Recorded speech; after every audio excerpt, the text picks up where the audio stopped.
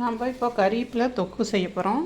அதுக்காக நம்ம வீட்டு மரத்தில் இருந்து கறிவேப்பிலை ஒடிச்சிட்டு வந்திருக்கோம். நல்லா கழுவியாச்சு. கழுவிட்டு இப்போ இதை உருவி போட்டுக்கலாம்.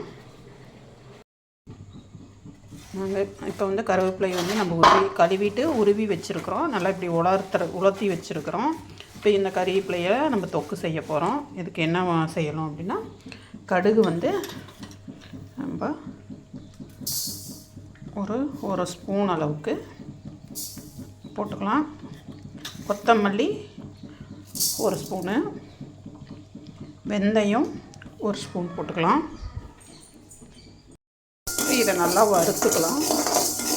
வெந்தயம் ஒரு ஸ்பூனு, கடுகு ஒரு ஸ்பூனு, கொத்தமல்லி ஒரு ஸ்பூனு. நல்லா கடுகு வந்து நல்லா வெடித்து வரணும், இல்லைன்னா அந்த ஒரு மாதிரி கசப்பு வாசமாக இருக்கும் நம்மளுக்கு. அதனால் நல்லா கடுகு வந்து கருப்பு கலராக ஆகிற மாதிரி வெடித்து வர அளவுக்கு, கொத்தமல்லியும் நல்லா கலர் கொடுக்கணும். வெந்தயமும் நல்லா கலர் கொடுத்துக்கணும். அதுக்கு நான் காட்டுறேன் பாருங்கள். இப்போ கடுகு பொடிகிற சவுண்டு நம்மளுக்கு கேட்குது.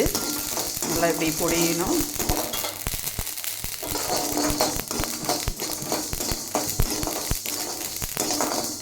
நல்லா கடுகு பொடிகிற சவுண்டு இப்படி நல்லா நம்மளுக்கு கேட்கணும். நல்லா கலர் மாறணும். நம்ம நல்லா கருவேப்பிலை இப்படி நல்லா வணங்கிடும். அந்த சவுண்டு கேட்குது. நல்லா அது நல்லா சுத்தமாக தண்ணி இல்லாத எண்ணெயில் நல்லா வணங்கிடணும். எந்த அளவுக்கு வணங்குதோ அந்தளவுக்கு தான் நம்மளுக்கு வந்து ரொம்ப நாள் நீடிச்சிருக்கும்.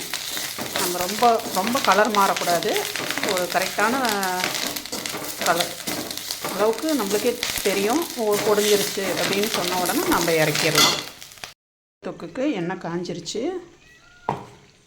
ஒரு ஸ்பூன் கடுகு போட்டுக்கலாம்.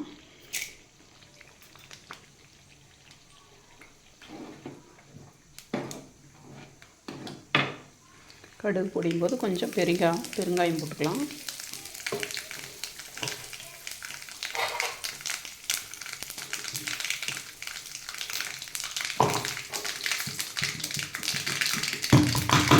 நாம் இந்த வறுத்து அரைச்ச பொடி எல்லாமே இப்போ அரைச்சி வச்சாச்சு. அதை வந்து இதில் சேர்த்துக்கலாம். இப்படி சேர்த்துக்கலாம். நல்லா சூடாக இருக்குது. சூடாக இருக்கும்போது அந்த கறிவேப்பிலையை கொஞ்சம் ஒரு 4 பல் பூண்டு போட்டுக்கலாம்.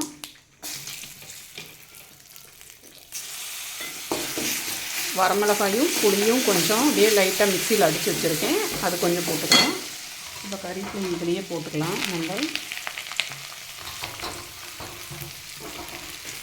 போட்டு நல்லா கிளறி விடணும். இந்த எண்ணெயிலேயே போட்டு நல்லா கிளறி விடணும். கறிவேப்பிலையை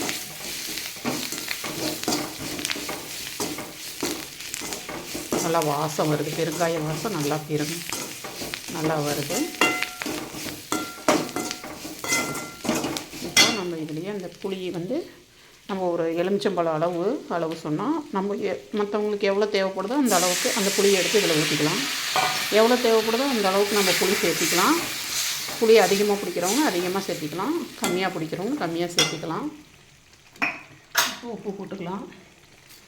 உப்பு கொஞ்சம் தூக்கலாக போட்டால் கொஞ்சம் நல்லா டேஸ்ட்டாக இருக்கும். கறிவேப்பிலை பொடி இது ரொம்ப நல்லா அயன் சத்து. நம்ம வீட்லேயே கறிவேப்பிலை செடி வளர்த்தி அதில் நாம் வந்து கறிவேப்பிலை தொக்கு செய்கிறோம். அதனால் ரொம்ப நல்லது உடம்புக்குன்னு ரொம்ப நல்லது. குழந்தைகளுக்கெல்லாம் சத்து இல்லாத இப்போ நிறைய குழந்தைங்க இருக்காங்க. அவங்களுக்கெல்லாம் இந்த கறிவேப்பிலை தொக்கு பிடிச்ச மாதிரி செஞ்சு கொடுத்தா அவங்க நல்லா சாப்பிடுவாங்க. இப்போ நம்ம அந்த கறிவேப்பிலை தொக்கு வந்து ஆறிடுச்சு. இப்போ போட்டு அரைக்கலாம். மிக்ஸி ஜார் எடுத்துகிட்டு மிக்ஸி ஜாரில் போட்டு நம்ம இப்போ அரைச்சிக்கலாம்.